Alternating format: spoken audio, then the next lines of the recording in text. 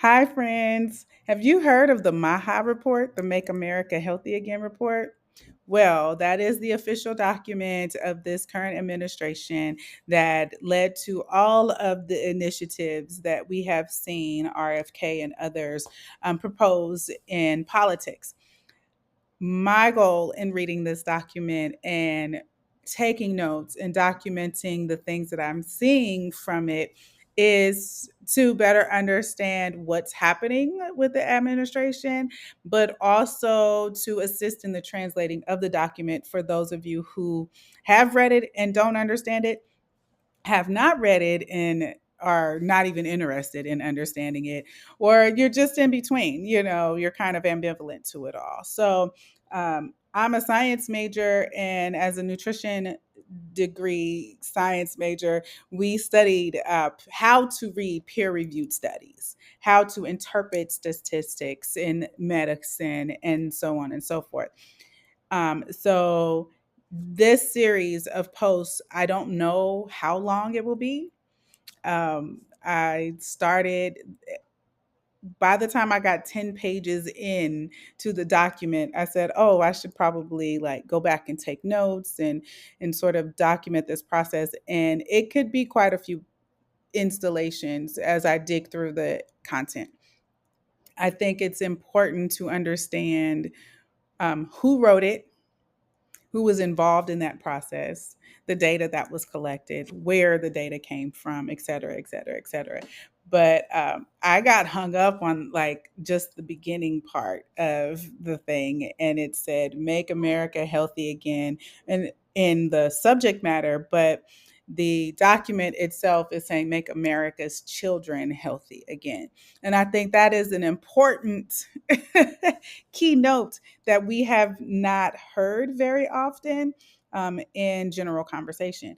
So, this first post is just an introduction to my thought process as far as dissecting this document, certain things that I saw that were interesting, like the use of italics and capitalization and emphasis in language. My minor is in communications.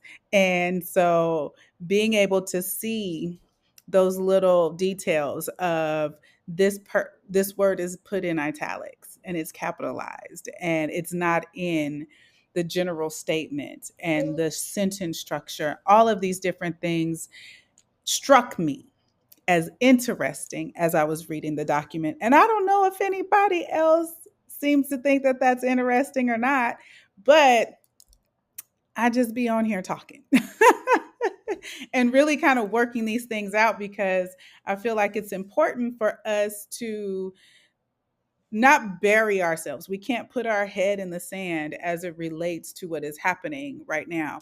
Um, we have to be informed people. We have to be informed voters and understand the underpinnings of all of what is happening. And some people right now don't have the bandwidth to do that. And I acknowledge that because life is life and it can be really stressful to think about something that you feel like you don't have control over. That was the dog, y'all. If you heard that noise, I don't know if you could. But that is the thought process is like, you know, we want to understand, right? Because the decisions that have been made are very yucky and it's weird and it's aggy and it's ugh, ugh, ugh. And the more informed we are, the better we can respond the way we need to respond. We can vote for the people we vote for. We can speak out against certain things. And so I'm going to tackle it. I'm going to tackle it and see what comes of it.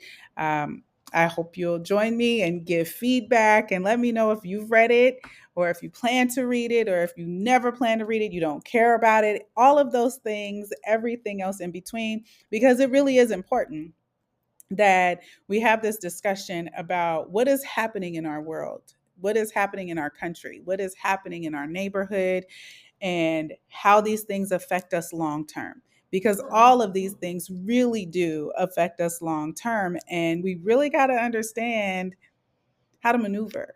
So, hang out with me, check it out, give me your feedback, okay?